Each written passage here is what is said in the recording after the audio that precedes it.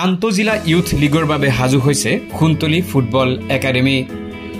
দক্ষিণ কামৰূপ জিলাৰ দ্বাৰা স্বীকৃতিপ্ৰাপ্ত জনতা সংঘ আৰু কামৰূপ ফুটবল ক্লাবৰ উদ্যোগত আগন্তুক জুলাই মাহত অনুষ্ঠিত হ'বলগীয়া 13 বছৰ অনূৰ্ধ্ব আন্তঃ ক্লাব ফুটবল লীগত অংশগ্ৰহণ কৰিব খুনতলি ফুটবল একাডেমিৰ দল।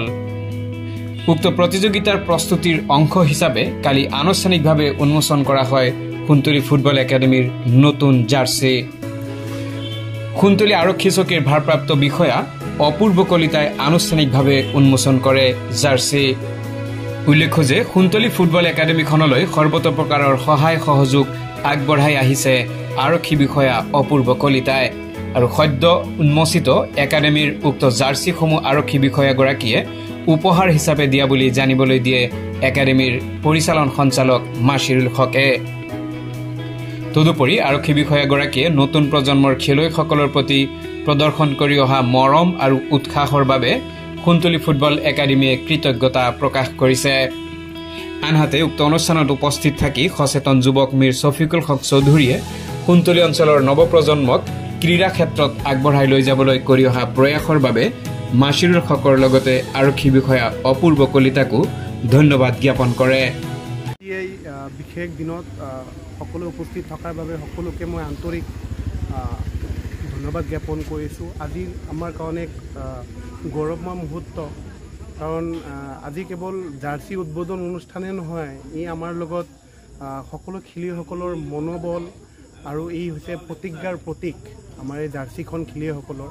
গতিকে আশা কৰিছোঁ এই জাৰ্চিখনৰ জৰিয়তে সকলো খেলুৱৈসকলৰ মনোবল বৃদ্ধি হ'ব আৰু খেলপথাৰলৈ যথেষ্ট উৎসাহ উদ্দীপনা তেওঁলোকৰ বাঢ়িব। গতিকে আজিৰ এই বিশেষখনত মই পোনপ্ৰথমে ধন্যবাদ জ্ঞাপন কৰিছোঁ খুনতলি আৰক্ষী চকীৰ ভাৰপ্ৰাপ্ত আৰক্ষী বিষয়া সন্মানীয় অপূৰ্ব কলিতা ছাৰক, যে তেখেতৰ এই যতপৰণস্থি চেষ্টাত আজি খুনতলি ফুটবল একাডেমি ঠন ধৰি উঠিছে আৰু আমাৰ খুনতলি অঞ্চলৰ যিমান খেলুৱৈসকল আছে তেওঁলোকৰ প্ৰতিভা চাৰিওফালে সিঁচৰিত হ'ব ধৰিছে।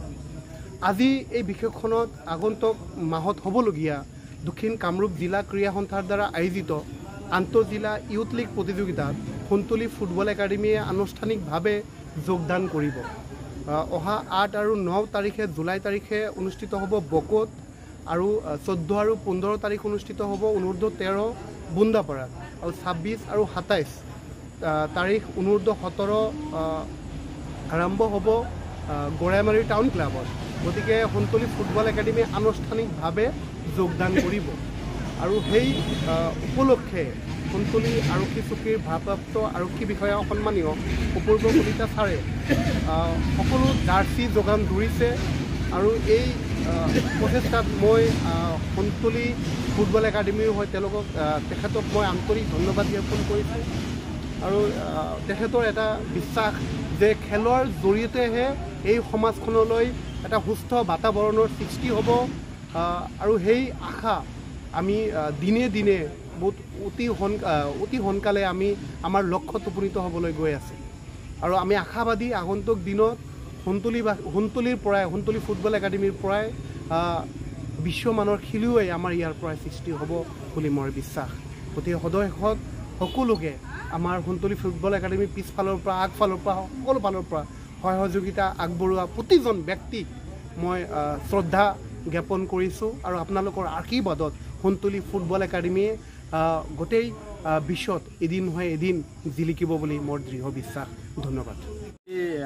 খুনতলি আৰক্ষী চকীৰ ভাৰপ্ৰাপ্ত আৰক্ষী বিষয়া অপূৰ্ব কলিতাৰ যি পদক্ষেপ আমি শলাগিছোঁ।